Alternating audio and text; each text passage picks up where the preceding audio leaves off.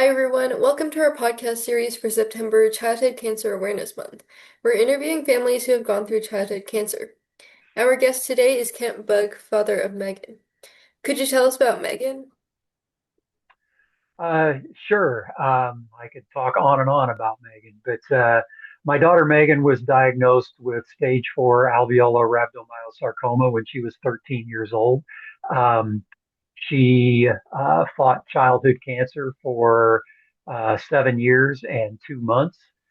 During that time, she went through 150 weeks of intense chemotherapy, 200 radiation treatments, 9 surgeries, 5 relapses, all of the awful physical and mental side effects from treatment.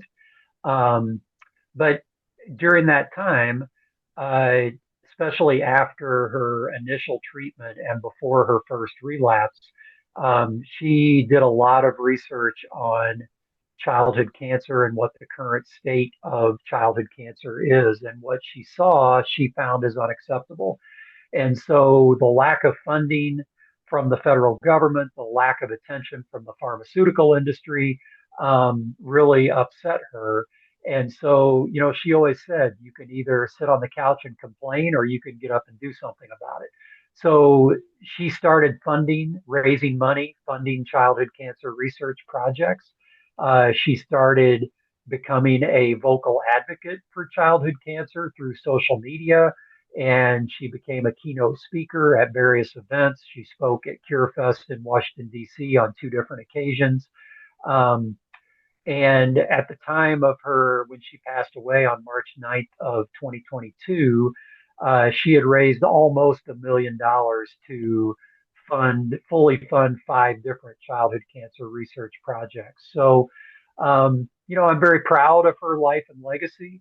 It's very unfair what happened to her and what happens to so many of these other kids.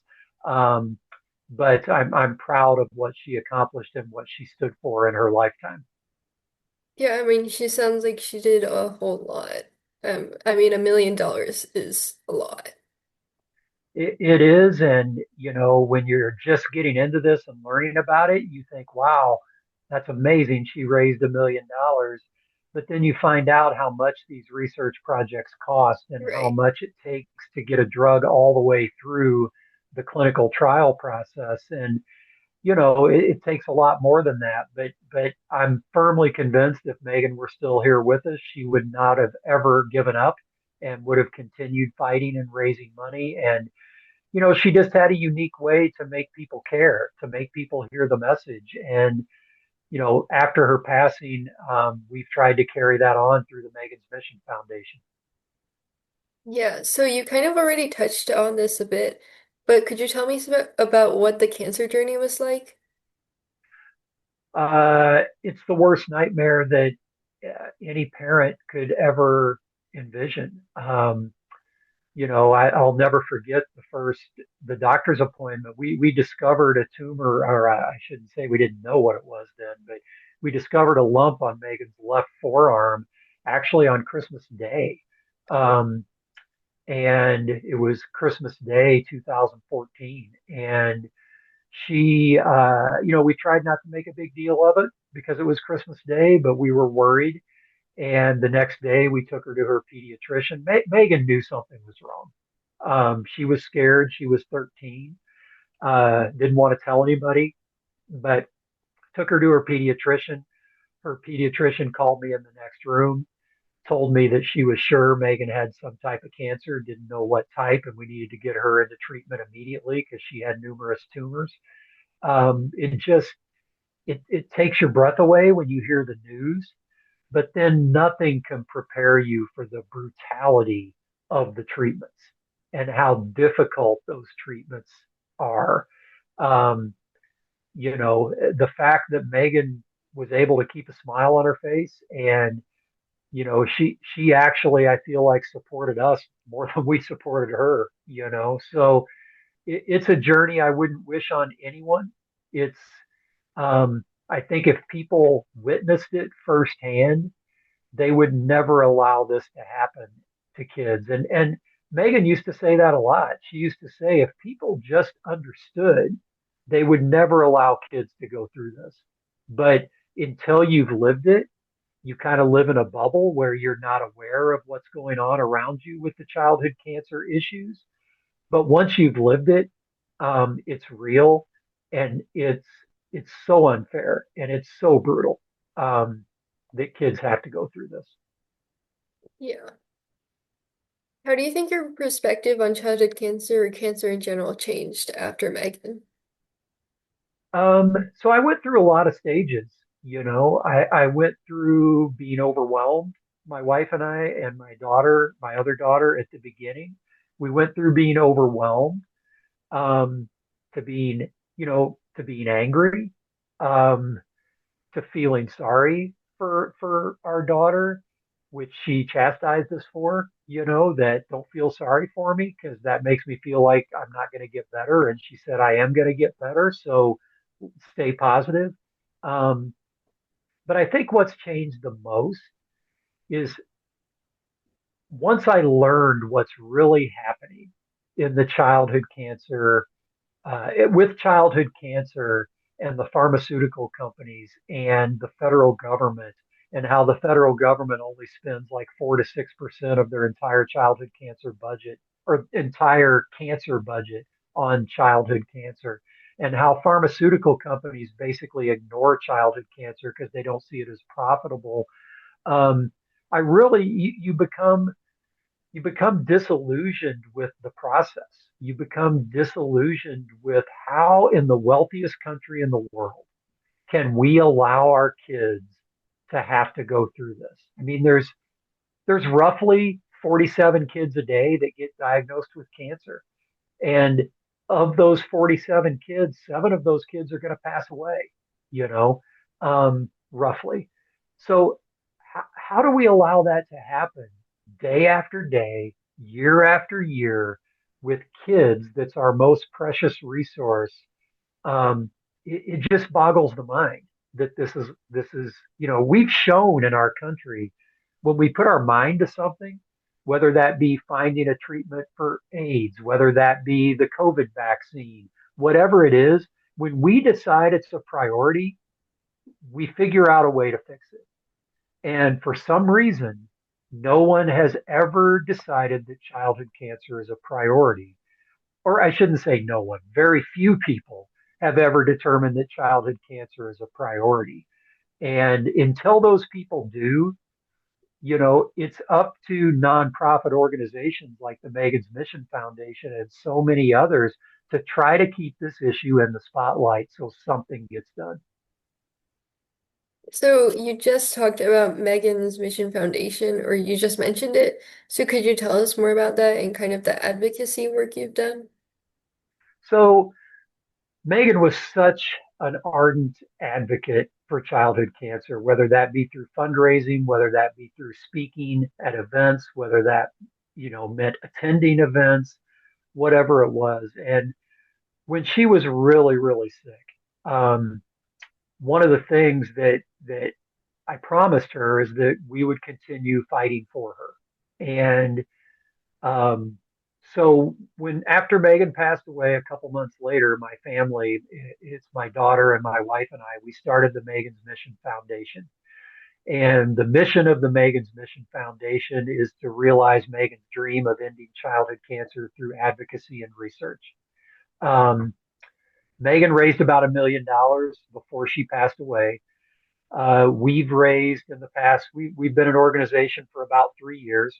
We've raised another $1.5 million that we've donated back to childhood cancer research. All of the money that we have raised has been donated back to CCTDI because that's where Megan wanted it to go. She believed in Dr. Keller and the CCTDI mission. Um, and so, that's what we've done. We started by crowdsourcing funds, $5 from somebody here, $20 here. We've gotten a few corporate donations. We have a golf outing every year. We have a 5K run coming up on September 13th that people can actually register virtually for on our website, megansmission.org. Um, but we have no overhead costs. Everybody volunteers. Every dollar we raise goes back to the mission. Um, we're proud of what we've done. I think Megan would be proud of what we've done. but we just have so much more work to do. So we've always said we're not going to quit until Megan's dream is realized, and that's what we're all about. So we've got a great group of people that support us. We're going to continue the fight that she started until we end it. Where do you see the foundation going in the future? So my dream is for us to be a multi-million-dollar foundation where we can have a significant impact on childhood cancer research and the development of more effective and less toxic treatments for these kids. Because one of the things that you don't realize until you've been through this battle is it's not just the treatments to treat the current cancer. It's the problems that these treatments cause if a kid is lucky enough to have their cancer cured. So many of these kids have secondary cancers and secondary problems because of these toxic treatments. So, that was one of Megan's big missions is, how do we not only cure childhood cancer, but not make kids go through the agony, it's like torture almost that Megan went through. So that's why she was an advocate for researching things like immunotherapy and protein degraders and things that would not only cure childhood cancer, but would also be less toxic. So these kids that are cured have a better quality of life down the road. So to do that takes money, unfortunately. And so we're going to continue being avid fundraisers. Where do I see us in 5 years? I hope in that 5 year period of time, we've been the catalyst to develop a treatment that cures kids. And that's our goal. And we're going to keep fighting until we do it. Right. So another thing you've been involved with is Artisan Biopharma. What has that been like? That's been an eye-opening experience for me. And, Dr. Keller from CCTDI got me involved with Artisan. One of the issues, so what our foundation has done through CCTDI is we've funded initial research where CCTDI does initial research on an idea. They test it in the lab. They try to de-risk it. And then after that, we need to get a pharmaceutical company to buy in to say, hey, okay, great idea. We're going to take this drug and try to move it forward. The problem is because pharmaceutical companies are beholden to the shareholders, they see childhood cancer as rare and they don't want to spend resources on getting these drugs to market. So Dr. Keller, who is always looking at how do we solve problems, helped us start an organization called Artisan Biopharma, which is totally dedicated to bringing childhood cancer drugs to market. And so um, we now have a pharmaceutical arm that is dedicated to childhood cancer, which is big for bringing these drugs out of the lab into clinical trials. Now, once again, money becomes an obstacle. You have to raise money.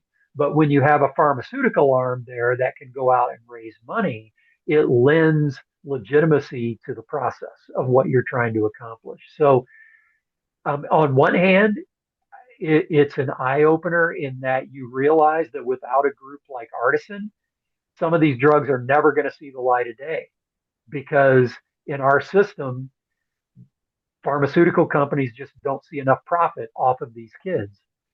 Um, on the other hand, it gives you hope that now we have a pharmaceutical arm that is going to stay dedicated to bringing these drugs through trial to market. And that's encouraging.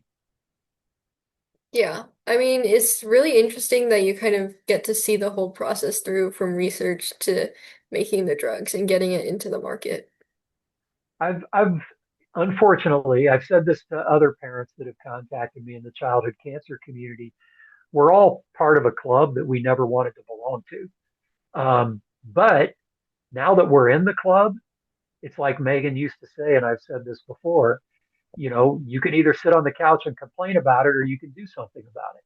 And it's up to this, our childhood cancer community to do something about it. Because if we're not the voice, we've learned the federal government's not going to be the voice. The pharmaceutical industry is not going to be the voice. We have to keep pushing. And, that's my motivation. Megan, in an interview she did once, she said she wanted to be remembered as the girl who did something, the girl who didn't sit on the couch and complain, but did something.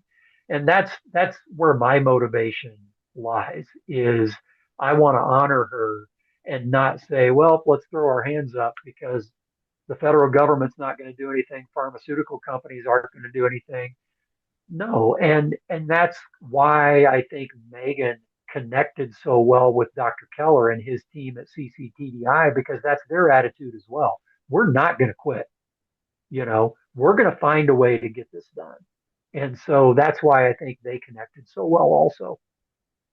I feel like that's a really good message. Yeah, it's uh, Megan and Dr. Keller had a special relationship, and I think that Megan was not afraid to challenge Dr. Keller, and Dr. Keller wasn't afraid to take risks. And he would call Megan and say, Megan would. I still remember this story so well. When Megan had exhausted every possible treatment, she'd relapsed 5 times. I mean, the initial treatment you get, the 54-week therapy is pretty standard. That's research based, FDA approved drugs. When she relapsed, she got a standard, pretty standard 36-week treatment, FDA approved drugs. But then after that, there's nothing left. It's all experimental. And Megan wanted to try immunotherapy. And Dr. Keller, when she talked to him, because she always bounced all the ideas off him, he didn't treat her, but she always bounced ideas off of him. He said, Megan, there's just nothing out there that shows immunotherapy is going to work with rhabdo. You know, Megan said, well, I want you to figure out how to make it work. It's going to be too late for me, but I want other kids to be able to use immunotherapy. And she said, you need to tell me how much it's going to cost. And he said, I think the figure was right around $180,000 to fund it. She didn't bat an eye. She said, okay. And he said, you heard me, right? $180,000. And she goes, I'll get it. And a couple months later, she had it. And the immunotherapy project started. And it's still being researched at CCTDI to figure out how do we use that. So she wouldn't take no for an answer. And she found a kindred spirit in Dr. Keller who doesn't take no for an answer also. And that's why at the Megan's Mission Foundation, we continue to put all our funding towards what's going on at CCTDI because Megan believed when the cure is found, it's going to come from that lab. So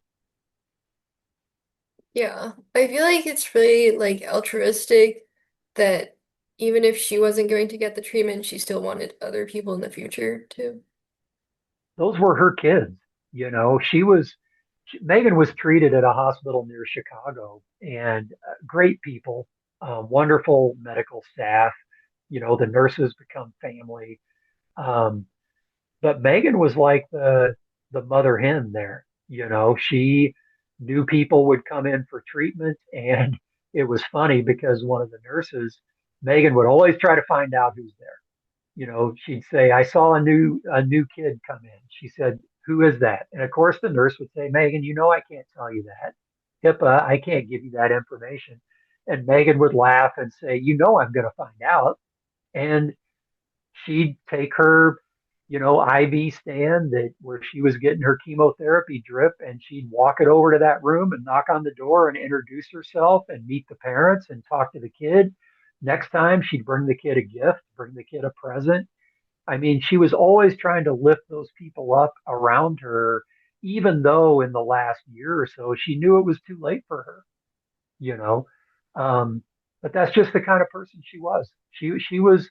I know she's my daughter, and I'm biased, but she was special. She had a way of connecting with people, making people hear her message, and making people care. And I wish she was still here for a lot of reasons. because I miss her every day. Um, but I know that we're not doing at the Megan's Mission Foundation near as good a job as she would have done if she were still here delivering the message. Yeah. So that's the end of our questions, but is there anything else you'd like to share? I think, just a couple things. I think one is these are our kids. These are the most precious resource that our country has. And the fact that we, like I said, in the wealthiest country in the world, that we allow kids to still be treated with drugs that were developed in the 1980s, because we basically, I mean, some cancers we've made progress with, many of the childhood cancers we have not. And I've said this before, I'm 58 years old now, and if I if I would have had childhood cancer when I was 13, I would have been treated with virtually the same drugs that Megan got treated with when she was 13. 40 years later, you know, we haven't made progress. And that's really unbelievable to me. And we need our politicians, we need the decision makers to start caring about what happens to these kids, because you will never convince me that with enough money, with enough dedication, with enough focus, that our country could not solve childhood cancer. And these kids deserve better. Their families deserve better. And I think those of us in the childhood cancer community are not going to be quiet until it happens. And one of the things Megan used to say in her speeches, she'd say a change is coming. And I think it is. I think we're slowly gaining momentum, but we need voices. We need people that care, because these kids matter. They matter. They deserve better. Um, we are losing way too many kids way too early in life, and we have to do better. Yeah. Thank you so much. Thank you. I appreciate the time.